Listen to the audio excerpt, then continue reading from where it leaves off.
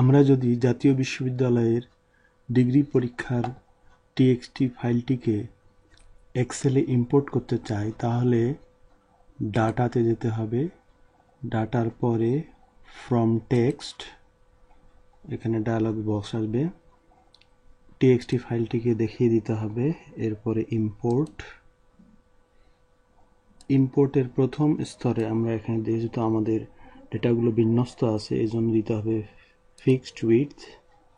এরপরে নেক্সট, তারপরে আমাদেরকে কলামগুলো সেট করতে হবে, সেজন্য মাউস স্ক্রল করে আমরা ডেটার অ্যাকচুয়াল অবস্থা দেখার জন্য এখানে আনলাম।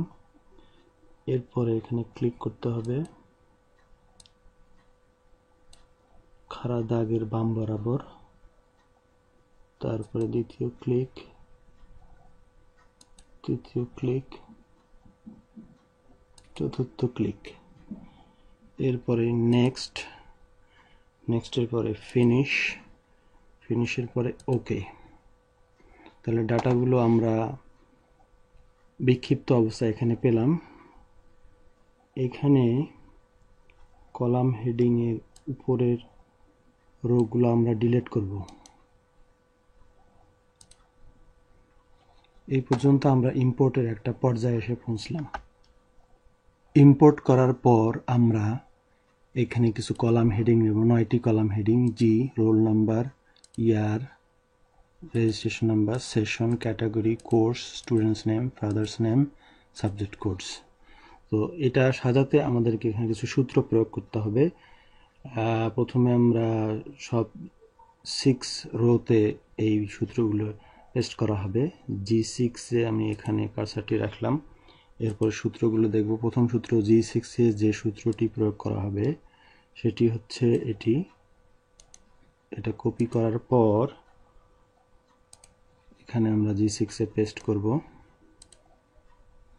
জায়গা ছোট হওয়ার কারণে এটা পুরোপুরি দেখাচ্ছে না। হ্যাঁ, এখন রোলটি ঠিক মতো দেখাচ্ছে। এরপর আমরা H6-এ গিয়ে কার্সারটি রাখবো।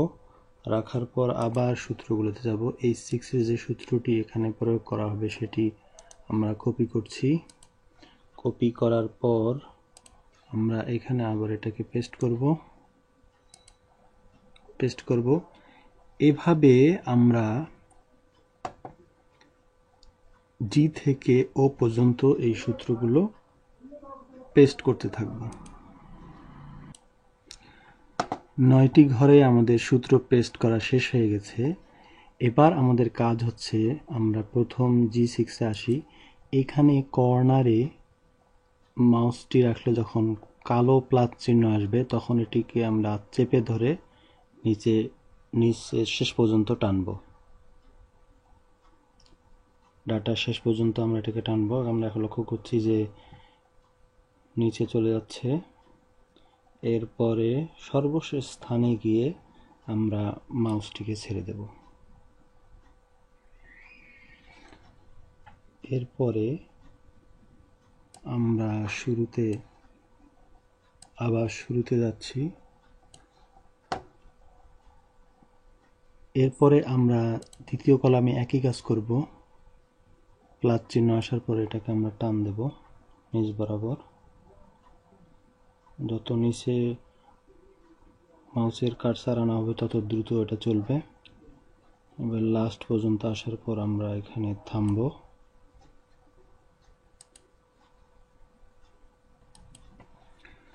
G6 থেকে O6 পর্যন্ত আমরা সূত্রগুলো এখানে পেস্ট করেছি। তারপর একটি করে টেনে ডাটার নিচ পর্যন্ত আমরা টেনে নিয়েছি। এখন আমরা এটাকে জি থেকে ও পর্যন্ত এই অংশটা সিলেক্ট করব, সর্বনিম্ন ডাটা পর্যন্ত। দেখা যাচ্ছে এখানে ডাটাগুলো সিলেক্ট হচ্ছে।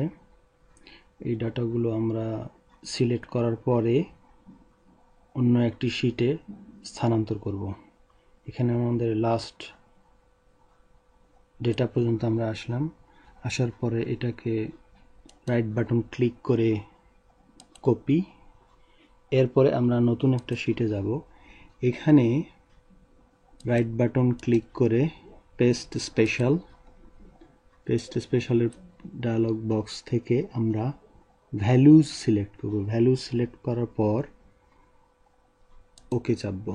ওকে আসার পর আমাদের এখানে এ থেকে আই পর্যন্ত ডেটাগুলো বিন্যস্ত হয়েছে। তো এখানে আমরা আরেকটি টেকনিক প্রয়োগ করে আমরা এগুলোকে সাজাবো। সেক্ষেত্রে আমাদেরকে এখান থেকে আবার এটাকে সিলেক্ট করতে হবে। এ থেকে আই পর্যন্ত আমরা এটাকে আবার সিলেক্ট করব, শেষ পর্যন্ত এ থেকে আই। এখানে সিলেক্ট করার পর আমরা যাব ডেটা ট্যাবে, ডেটা থেকে ফিল্টার আইকনে ক্লিক করার পর আমরা রোল নাম্বারে যাব ড্রপ ডাউন মেনুতে। এখান থেকে স্ক্রল করে সর্বনিম্নে দেখা যাবে একটি লেখা আছে ব্ল্যাঙ্কস। এখানে আমরা টিকটি তুলে দেব, তুলে দিয়ে ওকে চাপবো। এবার দেখলাম আমাদের ডেটাগুলো সুবিন্যস্ত হয়েছে এবং ফাঁকা ঘরগুলো চলে গেছে। এখন আবার আমরা এখানে রাইট বাটন ক্লিক করব। ক্লিক করার পরে কপি করার পরে আবার একটি নতুন শিটে আমরা এটাকে পেস্ট করব। পেস্ট করার পর এখন আমাদের ফাইনাল শিট তৈরি হয়ে গেল।